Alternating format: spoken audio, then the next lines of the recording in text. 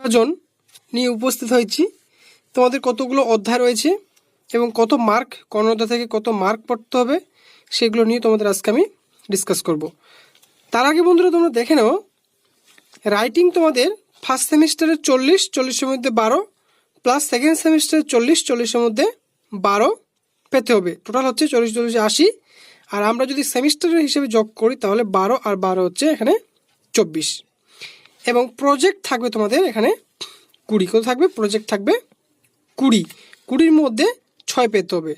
তাহলে 80 আর 20 100, 24 আর 6 যোগ করলে 30। এই 30% তোমাদের ক্লাস 11-এ তোমাদের পেতে হবে 2 সেমিস্টার মিলে।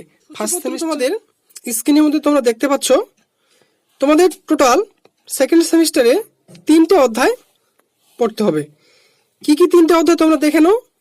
রাষ্ট্রের প্রকৃতি, পরিবর্তনশীল ঐতিহ্য, প্রসারিত দিগন্ত বা দিগন্তরের প্রসার। এই 3টে অধ্যায় তোমাদের টোটাল পড়তে হবে। দেখো বন্ধুরা, এই 3টে অধ্যায়ের মধ্যে থেকে তোমাদের কিন্তু পরীক্ষাতে প্রশ্নপত্র হবে।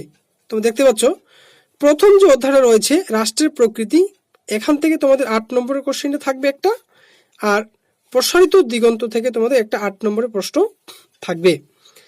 আর দ্বিতীয় নম্বর অধ্যায় থেকে তোমাদের 3 নম্বর এবং 4 নম্বরের প্রশ্ন পড়তে হবে। তাহলে প্রথম অধ্যায় থেকে রাষ্ট্রের প্রকৃতি থেকে টোটাল নম্বর থাকবে 15। 15 নম্বর কি করে করবে তোমরা? একটা লিখতে হবে 3 মার্কের, একটা লিখতে হবে 4 মার্কের, একটা লিখতে হবে 8 মার্কের। এই করে তোমাদের 15 নম্বর রাষ্ট্রের প্রকৃতি থেকে থাকবে। পরিবর্তনশীল ঐতিহ্য থেকে তোমাদের থাকবে 10 নম্বর। ঠিক আছে, কত নম্বর থাকবে? এখান থেকে টোটাল 10 নম্বর থাকবে। দুটো লিখতে হবে এখান থেকে তোমাদের 3-এর, একটা লিখতে হবে তোমাদের এখান থেকে 4-এর। তাহলে 3 3 6 4-এ 10 নম্বর থাকবে। প্রসারিত দিগন্ত থেকে তোমাদের থাকবে টোটাল 15 নম্বর। ঠিক আছে, কি করে থাকবে? একটা লিখতে হবে 3-এর, একটা 4-এর এবং একটা প্রশ্ন লিখতে হবে তোমাদের 8-এর। এই করে তোমাদের এখান থেকে 15 নম্বর থাকবে।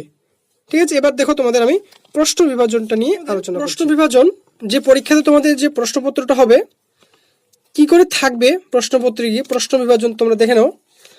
প্রথমে দেখো SAQ 3 মার্কের 4টা প্রশ্ন লিখতে হবে 12 নম্বর, 4 মার্কের 3টে প্রশ্ন লিখতে হবে 12 নম্বর, 8 নম্বরে 2টো প্রশ্ন লিখতে হবে 16 নম্বর।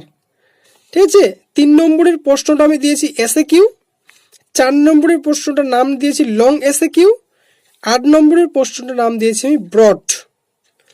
এই দিয়ে দেখো তোমাদের 12, 12 আর 16 যোগ করলে তোমাদের হচ্ছে 40। এই 40 নম্বর তোমাদের এইভাবে প্রশ্নপত্র থাকবে। প্রশ্নপত্রটা তোমাদের এইভাবে সেট আপ হবে। ঠিক আছে, আমার এই চ্যানেলটি তোমাদের যদি ভালো লাগে তাহলে অবশ্যই চ্যানেলটাকে তোমরা সাবস্ক্রাইব করবে এবং বন্ধুদের কাছে শেয়ার করবে, তারাও যেন উপকৃত হতে পারে। কেমন? ঠিক আছে, থ্যাংক ইউ।